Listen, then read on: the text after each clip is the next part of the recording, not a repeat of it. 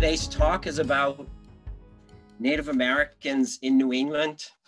And what we're going to deal with today, or what I'm providing today, is pretty much sort of an introductory history of Native American life in 45 minutes.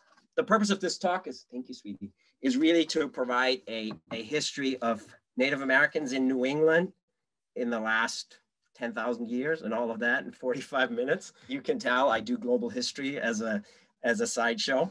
And this is in many ways a book that I have written in response to conversations with students and people in the general public, because I really felt like there was a book missing that was bringing all this history together, that was drawing from archaeology, oral histories, as well as history, and sort of looking at the long-term perspective of this history. We are also very much dealing with a lot of the questions that have been sort of in the news media's forefront for the last year or so. And we're dealing with issues of race in the United States, criminal justice, but also in many ways, these questions evolve around issues of history and how we think about history. And I hope this talk helps people to engage with some of these questions. And so I want to just start this talk in many ways with looking at some of these issues and taking a quick look at the seal of the Commonwealth of Massachusetts, which has recently been sort of questions, what are we going to do with our seal? And though it looks like we might have a new seal at some point here in the not so distant future, as a historian, what has frustrated me is that we don't really talk about, and I think that members of the public don't really quite understand the issues that our seal raised. And so as part of this talk, and really for my students for the last 20 years, they've heard me talk about the seal a lot. And so I want to apologize for giving you the little mini sermon on the seal. But on the left-hand side, as you look at your screen, you have the current seal, which is, of course, based on the 17th century seal of the Commonwealth of Massachusetts. And as you can see on the right one, you have a naked Native American almost covered in a few leaves. And out of his mouth comes a speech bubble, and it says, "Come over and help us." And in class discussion, I was like, yeah, that's kind of something. And that is kind of the model for the reinvented seal that came out in the 19th century. And that is sort of our current seal of the Commonwealth of Massachusetts. And who knows how long we have that. Clearly, the Native American is dressed. He's not naked. The kind of offensive speech bubble is gone. But when you know the history of the seal, it also raises a couple of other sort of, it brings a little bit of a bad taste in my mouth as a historian of Indigenous white relations. And I'll explain to you why that is. So when you look at the Native American in particular in this image, you actually are dealing with a body and a head that are completely severed. So the body that was used as a model for this, for the body on the image, was found in an archaeological dig in Winthrop, Massachusetts. So that's north of Boston. And they used that as kind of the figure for that model. But the face and the head featured on the seal was that actually of a Native American from Montana. Because even though in the 19th century, there were indigenous communities in Massachusetts, just as they are today, for most people in the Commonwealth of Massachusetts at the time, because this was a period of terminating tribes, and if you have no idea what I'm talking about, by the end of the talk, you will. To most people in Massachusetts, the indigenous people that were still living here were just not looking Native American enough and had intermixed so much that they were not considered Native American anymore. That was a mindset at the time. So they used a model from Montana to do that. So that's kind of the Native American image. But when you then start looking at the weaponry, the bow used in this image is from a Native American that was killed outside of Sudbury in the 1650s. The sword that you see raised above the Native American head, that is actually Miles Standish's sword. And Miles Standish was, of course, the sort of the guy that the Mayflower had hired as the person to facilitate issues of defense and warfare for the Puritan separatists that ended up settling in the place we call today Plymouth. And in his first military engagements with the Massachusetts Indians, that led to the severing of a head of a Massachusetts Indian in their first battle, in which 7 Massachusetts Native Americans were killed. And then that head was piked outside of Plymouth Plantation, sort of as a sign to other Native Americans that if you don't behave, this can happen to you as well.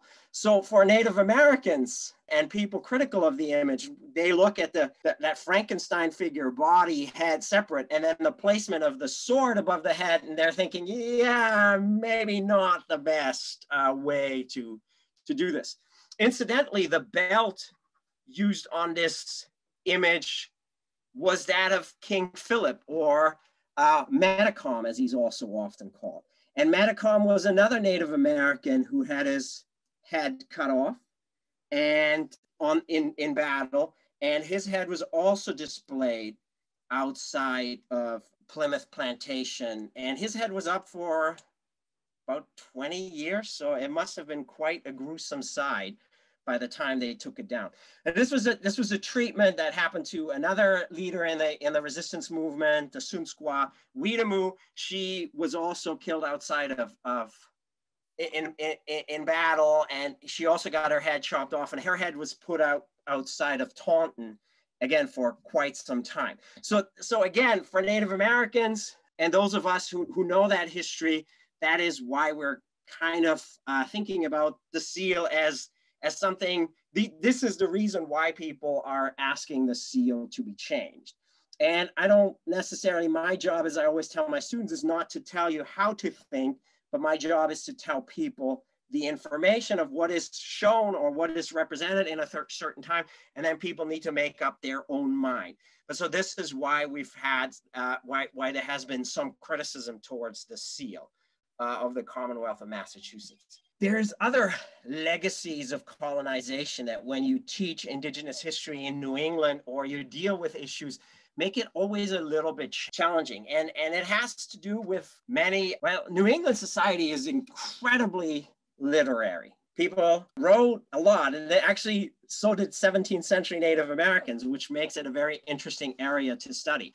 But there have also certain local histories that were produced in the 18th and 19th century that have become very powerful in shaping our modern image of what Native Americans are supposed to be like. So there is kind of myths that have been created that Native Americans here lived in a quote unquote wilderness, that this was quote unquote virgin land, and that Native Americans were just nomads that were a tiny population that were wandering around. And that really doesn't represent the realities in the archaeological record. And so when we're actually looking at the deep history of Eastern North America, we have a region of incredibly ecological stability. We have societies of social complexity. I mean, you look at the Midwest and the southern states, like a city like Cahokia, for example, which is today the outside of Illinois, Missouri borderland, that was as big as most European cities at the time. In New England, we don't quite have those sizable communities, but towns can be quite large. There is a system also of agriculture in southern New England that exists.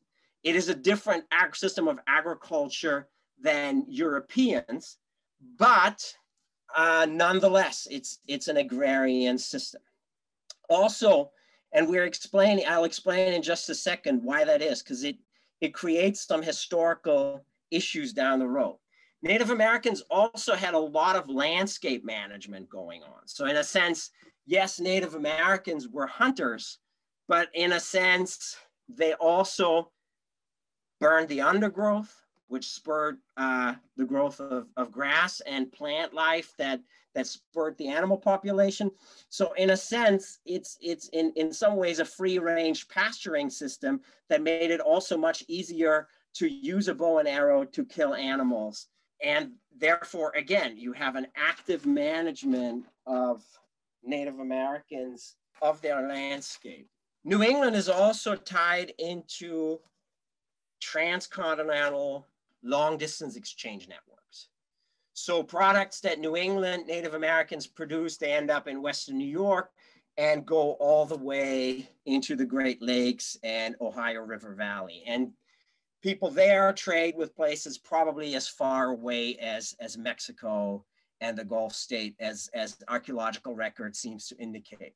New England societies also borrow certain burial techniques from the Great Lakes and the mound building center. So it's a very sophisticated history that we have not explored much, in large part because of New England's history of development. So in a sense, a lot of cities and towns are built right on top of Native American sites and have never been properly explored. But the other problem too is our acidic soil that we have in New England, which makes it very hard for organic materials to survive.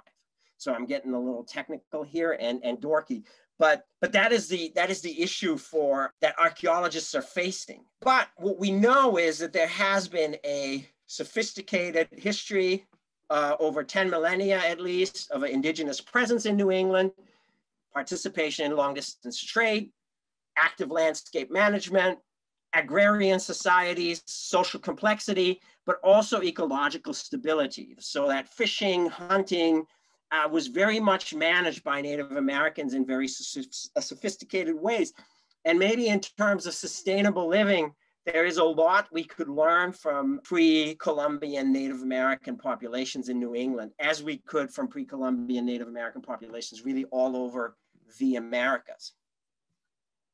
Now, I want to start looking at what ends up happening and sort of the dramatic shifts that occur from sort of the pre-Columbian history with the coming of Europeans. Well, one of the big issues for Native Americans is disease.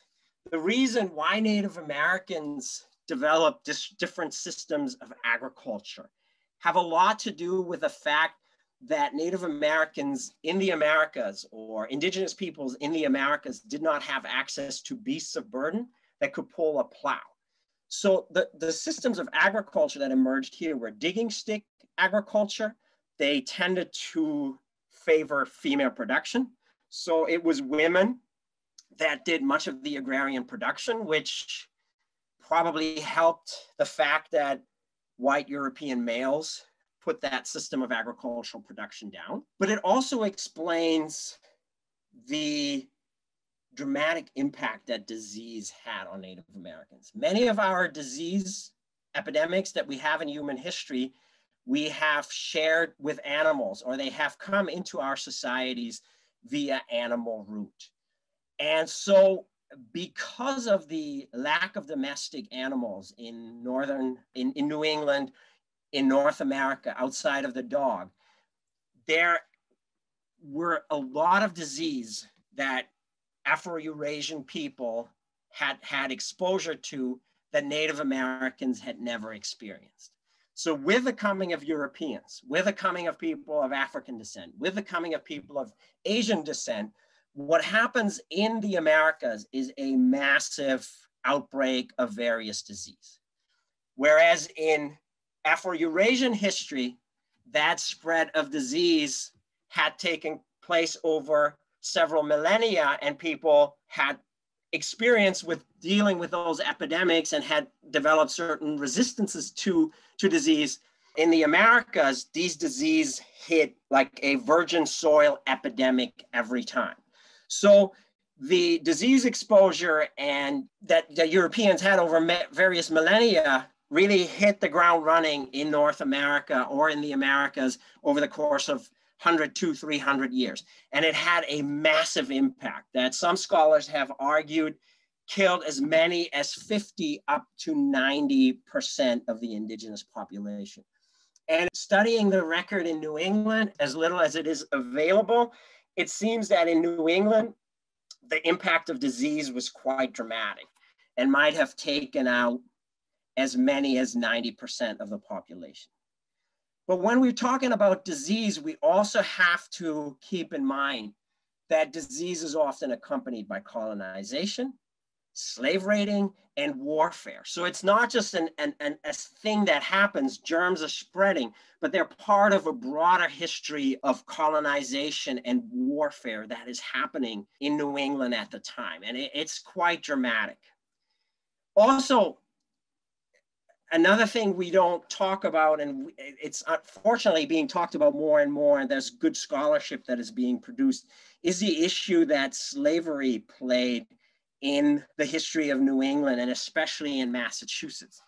And so the New England coastline very much serves as a slave raiding ground for Europeans starting in the 16th century. So we have Portuguese, we have French, we have English people that are taking Native American captive, and they sell them on the slave markets of the Atlantic world. That's how Squanto learned how to speak English. He was captured by probably around 1614, taken to Spain, liberated by or freed by Franciscan monks, then ended up in England in the household of a rich English investor who invested a lot in the Americas. And through that route, he made it back to the what is today coastal New England, was sprung free by another escaped captive, and who was named Epinal and who played a big role in the history of Martha's Vineyard. But to make a long story short, Squanto, Epinal were just two Native Americans that were actually captured, but they were the fortunate ones that were able to make it back. Many Native Americans perished in the system of Atlantic slavery. The other thing that New England is actually also kind of important is in the history of slavery is during the Pequot War, the Massachusetts colony especially brings back a lot of Pequot women and children who are used as servant labor in the colony. And they use a lot of the male Native Americans, and they sell them on the markets of the Atlantic world and bringing in African slaves or people of African descent into Massachusetts Bay Colony. And that spurs a whole debate about what is the status of these Pequot war captives. And they're asking questions. Well, the Romans had war captives and they were considered slaves. The Pequot War occurs in the 1630s. By the early 1640s, Massachusetts Bay Colony becomes the first colony, English-speaking colony, to bring and put slavery into the laws. And this is Native American slavery and African American slavery. And the Pequot War and the debate what to do with Native American captives is very much part of that history. And it creates a long history of the use of Native American slave labor and indentured labor in New England that is very complicated and very, very interesting. The other thing that's going on is, of course, dispossession of land and the dismantling of indigenous communities. But what is also an important part of this story, that despite racism, colonization, violence, war, the other thing that is going on is also adaptation and resilience and the struggle to maintain sovereignty amongst indigenous people. And it's a testament to also Native American New Englanders that there's many communities that survive to this day, despite this complicated history.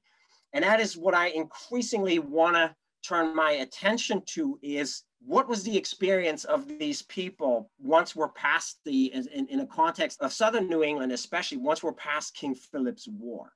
But the other thing that I haven't talked about our state seal is actually our state motto, which means by the sword we seek peace. And to me, as a historian of colonial indigenous relations, this is also important because war really played a central role in the colonization of New England. I just mentioned the Pequot War and how that war helped shape our understanding of slavery and that debate about the creation of slavery. But in southern New England, it's King Philip's War, Matacom, who I mentioned earlier, who's kind of becomes the figurehead of the Native American resistance in the mind of the New English. But it's really a broader movement that has lots of leaders. I mentioned Weetamoo. There is many Narragansett, Nipmucks that are part of this fight. So but we call it King Philip's War because of Matacom's role in the war. And again, King Philip's War is complicated because we have a New English Native American fight, but there's also many Native Americans that fight on the side of the New English. The Mohegans, the Pequot, the Praying Town Native Americans in Massachusetts Bay Colony, many of them are on the side of the New English. By the time the conflict is done, some historians estimate that as many as 7 out of 10 Native Americans in New England might have been killed or sold off into slavery. Other historians argue it's about 50%. I really don't know, but either way, 50 or 2/3, it's an incredible demographic impact. Over 1,000, some historians argue as many as 2,000 Native Americans from southern New England are sold into Caribbean slavery. I mentioned the Native Americans, the Praying Town Indians. Several of those communities end up on Deer Island. In fact, the Nishawi Indians, which are pretty close to Groton, they're one of the communities that ends up on Deer Island. And it's not very clear, but it seems that the majority of the community does not survive Deer Island. But it's hard on the record to figure out what's happening. So war really becomes plays a central role in the colonization, and other Native Americans who lived in New England, for example, a group up here in Lowell, where I am, the Panacook Indians, many of them end up moving north, either to join Wabanaki communities, and some end up in Canada or join communities in New York. So there is also an Algonquian diaspora that moves out of the region as a result of warfare. And so war plays a very central role when we look at King William's War, Queen Anne's War, Dummer's War, which is not because the war was dumb, but probably it was, but it was the name of a governor at the time. Again, I said my Zoom jokes don't really work. But so war really, those play an important role in undermining Wabanaki resistance over the long haul. But I want to switch gear now and talk about the issue of survival and persistence in the 18th, 19th, and 20th century. Yes, there is sometimes very depressing colonial history, and that is often the nature of colonization and conquest. It can be violent, it can be brutal, and violence happens on both sides. I mean, Groton, for example, has a long history of experiencing Native American raids, and some of the Native Americans participating in the raids were from indigenous communities in this area and had been pushed out. And of course, they also felt that they had an axe to grind. So it's a complicated history, and there's a lot of human dimensions into it, of vengeance, hatred, but then also of close relationships, that you have Native Americans warning people about incoming raids because they've had a close relationship with someone in that family, or they felt like people in that family had always been nice. So the personal connections are quite complicated in these frontier scenarios. But I want to switch focus now to the post-King Philip's War period, because when we read American history textbooks, that often seems to be the end of Native Americans in New England. Bye. We're done. But there's a long and complicated history that follows. We already talked about slavery and indentured servitude. Many Native Americans remain in the southern New England colonies, either as slave labor or as indentured servants. I mentioned the Panacook up in the Lowell area that moved up north. There's 14 Native American children that in the aftermath of King Philip's War are sent to Chelmsford families as indentured servants. Christianity becomes an important force in Native American survival, right? We tend to think of Christianity as a colonizing tool, but Native Americans very much also used Christianity in the 18th and 19th century as a way to build their community around. You have ministers like William Apis or Samson Occam who start schools, educating Native American children to read and write. And Native American parents very much realizing the power of knowing how to read and write and reinforcing their children to get educated, supporting their missionaries and teachers in these endeavors. And so the church in many Southern New England and also Northern New England communities becomes a big, powerful focus around which Native American communities rally. You have Native Americans working in factories. You have Betsy Guppy Chamberlain, who is a mill girl up in Lowell. Of Native American descent, Betsy Guppy Chamberlain was also a writer who wrote for the Lowell Offering and the New England Offering. And she wrote a lot of pieces on women's rights and was quite outspoken, but she also wrote several pieces on Indigenous American rights and sort of reminding mainstream New England societies, hey, there is still Native Americans here and they're sticking around. The whaling industry, which is a major industry in 18th and 19th century New England. There's a lot of Native American working in that industry. The Aquina community up on Martha's Vineyard, the Mashpee Wampanoag, many men work in the whaling industry. It's, again, very dangerous work, and you're often gone for months and years on end.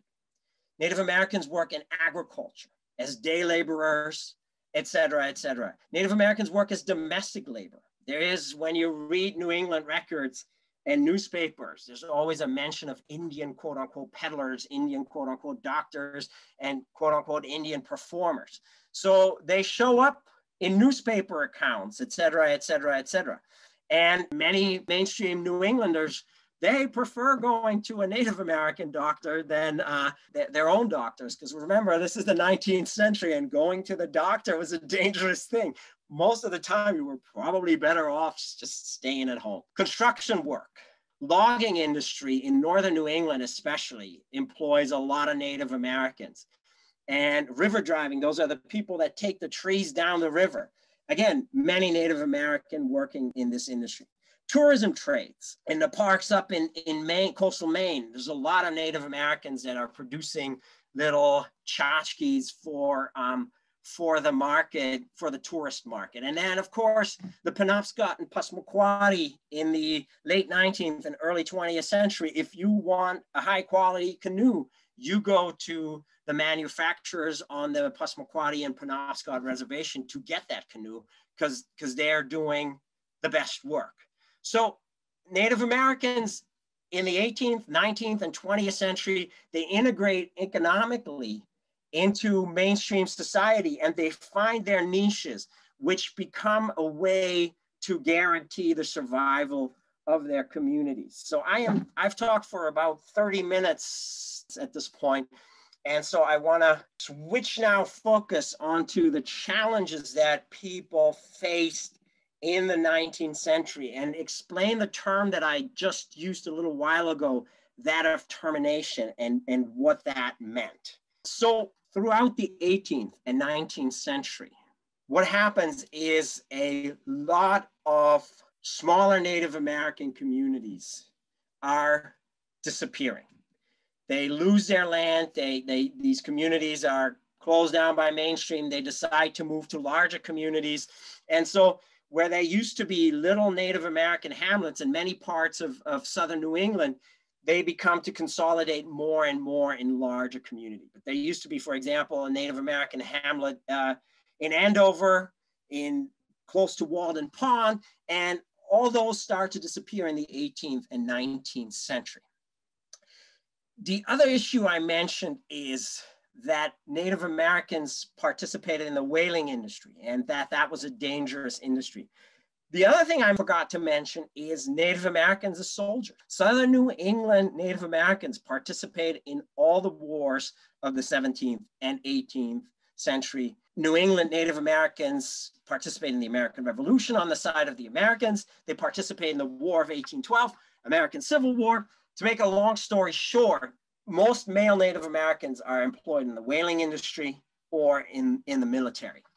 And with that comes a high mortality rate. If you're not killed by an accident, work, disease, alcoholism, all those factors play in there. And what is happening in many indigenous communities in New England is that the male population declines and the female population declines to a lesser degree. And so Native American women are increasingly looking for partners outside of the community because there's just not enough men around. So there's intermarriage with African Americans and European Americans, especially recent immigrants. And so that helps to shape the mid-19th century notion that these people, because we have the United States as a country at that time that very much is concerned about issues of blood quantum and thinks there are scientific ways to measure that. It's a period of scientific racism. There's really actually nothing very scientific about it. It's mostly racism. All these notions that end up eventually in, the concentration camps of the Nazi Holocaust, because population controls, forced sterilization, all these issues are being debated as part of this scientific racism at the time. But to bring it back to Massachusetts, what happens here is that mainstream society has itself, and people that bother to think about this, they make the argument, well, our Native Americans aren't really Native Americans anymore, and therefore we need to close the reservations down. And so what happens in the period from 1860 to 1880, most Native American communities are terminated. So that means the Mohegans, their reservation is closed down, and every Mohegan member of the community gets a little parcel of land. Same happens with the Pequot. That happens at Mashpee, happens with the Aquinnah. And most Native Americans actually oppose this action. They're saying, no, we're Native Americans. We have consistently, we've been around the church. We've been around here. We are indigenous. We are Native Americans. Do not do this to us. And you don't have the right to do this anyway, because it's a federal prerogative it's the job of the federal government to decide on indigenous issues. To make a long story short, states like Rhode Island, Massachusetts, Connecticut don't care, and they terminate Native American reservations. But Native Americans use this argument in the courts for decades to come, that this act by the states was illegal because it's the federal prerogative. And for the longest time, the courts agree with them, but things start to change. And the other thing I need to point out is the urbanization of Native Americans so that many Native Americans throughout the 18th and 19th century also moved to cities. Boston has a big community. Providence, Rhode Island, probably the largest concentration of Native Americans, urban Native Americans in New England.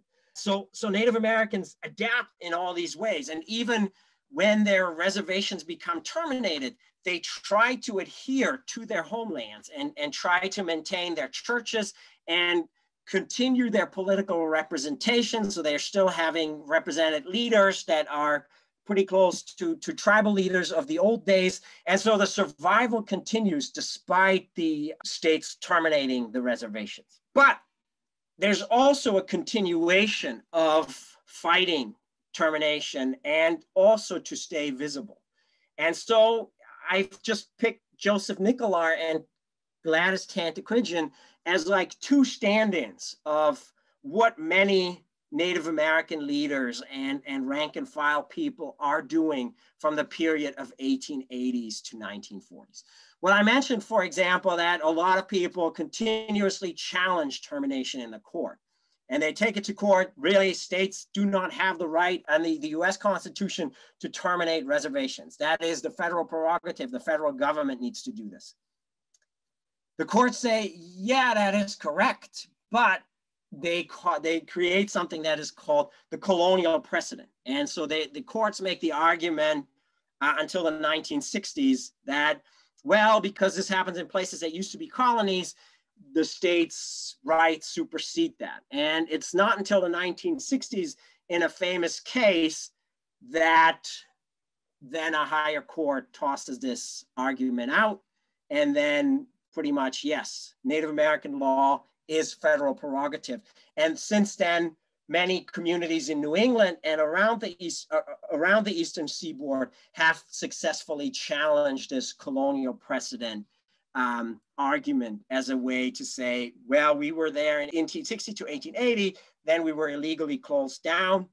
And so this has helped in the process. And this is where someone like Gladys Tantacridgen comes in. She lived to be over 100, an incredibly dynamic and versatile person. She was trained in Native American traditional medicine, but she also had a PhD in anthropology from UPenn. She knew a lot about Native American medicine. In fact, she wrote an important book on Lenni Lenape medicine and Eastern woodland medicine that I still think is still a standard work in the field. But she also, with her family members, and so I picked Gladys and Joseph Nicolar and Gladys Tantacridgen as stand-ins for larger movements that are going on in the community. With her family, she also collected documents that would evidence, material culture, objects, to make the point and to really establish the continuation of the Mohegan presence after termination and collect evidence of the long existence of the Mohegan Native Americans in Connecticut that ended up in a museum, but then also the corpus of evidence that Tantacridgen and the Mohegans collected over several decades was then later used in their successful application for federal recognition. So it's always important to keep in mind that sometimes you do work over several decades and you only see a positive outcome after struggling for something for a very long time. That's Gladys Tantacridgen. And again, this happens in many other communities outside of the Mohegans. Joseph Nicolar, again, is a self-taught man, and he wrote this book, which I think is very much ahead of its time. So it's a late 19th century book, but sort of the methodologies and the writing he utilizes, I mean, anthropologists and historians really need until the 1960s to 1980s to catch up to that kind of level of methodology, et cetera, et cetera, et cetera. And so people like Nicolar, Tantacridgen, produce work and practice a kind of activism that very much helps to remind Americans of an indigenous presence. There's continuous challenges. As in other parts of North America, the boarding and residential schools mostly the Canadian alternative, have an impact in New England. Less so here in New England than in other parts of the United States, but they're still a present. The other thing that is happening, so there's the boarding schools, Native American children are separated from their families, they're sent to these boarding schools. Pratt, one of the principal of the first Native American boarding school at Carlisle, Pennsylvania, used to refer to as to kill the Indian to save the man. So it was really a form of cultural reconditioning of Native Americans. And today, when we read the 1948 UN Declaration of Genocide, that is a kind of activity that people would refer to as cultural genocide. And I'll leave it at that. The other thing that is happening is the issue of family separation. And again, what happens here is Native American children are often taken away from their families, and then they're left with white families. And the history of that is particularly interesting in the state of Maine. And there's a documentary that deals with that in more detail. It's called Dawnland, if you want to learn more on this issue. So in the 1970s, Congress declares that kind of process in the Indian Child Welfare Act of 1978 illegal. So pretty much if there is a Native American child, it needs support, it needs to be prioritized to be placed in in a Native American family. But it's also important to underscore that for much of the 20th and late 19th century, many Native Americans were pulled away from their parents, not because their parents were bad parents, but rather because they were Native American parents. So in the 1970s, Congress says an end to that. But what happens in the state of Maine, this process still continues into the early 2000s. And it has created a big firestorm, the SHIT storm, in the state of Maine, because a lot of people have been coming forward, and it has created a lot of dynamics of coming to terms with that, of this continuation of this system. And when you talk to people that are boarding school survivors, or you talk to people that are survivors of family separation, you cannot help but to just be moved by the experience. Boarding schools, family separations are high points of abuse, sexual abuse, physical abuse, mental abuse. A lot of people that went through the boarding school system, because as soon as you used your indigenous language, you ended up being beaten. So they ended up not teaching their children their native languages. So on a human point, if you talk to people that have undergone this experience, it's really hard not to start crying and really feel horrible that such things are done to human beings. And I think it's just a general thing of human compassion. But so that's a big issue. And it's another one of those legacies and stories of survival that we'll have to come to terms with. I want to wrap it up. State and federal recognition. We have talked about this already. Land claims. We have federally recognized communities throughout New England. We have state recognized communities. We have unrecognized communities that still remain an active community life. We have indigenous nationalism, sovereignty, and activism. For the last 50 some years at Plymouth Rock, there is demonstration by Native American activists from all over New England and all over the United States. There has been a lot of activism in, for example, getting up a real plaque and really exploring the history of what is happening at Deer Island. And I think as a country, we can do a better job of that, to sort of represent that kind of history in a more honest way. Economic and cultural revitalization, language preservation is a big factor. How do you, after history of boarding school, family separation, how do you retain languages? And again, it's interesting too. We have the 17th century documents created by Native American and John Elliott that are now used to reproduce the language, that are now used in the Wampanoag language retention program, et cetera, et cetera, et cetera. So it's a complicated and complex history. Many Native American communities deal with economic revitalization. Again, like other communities in the United States that live in predominantly rural areas, these are big challenges. And so these are the persisting legacies and challenges that will be part of this continuous story of Native Americans. Thanks for having me. Take care, everyone.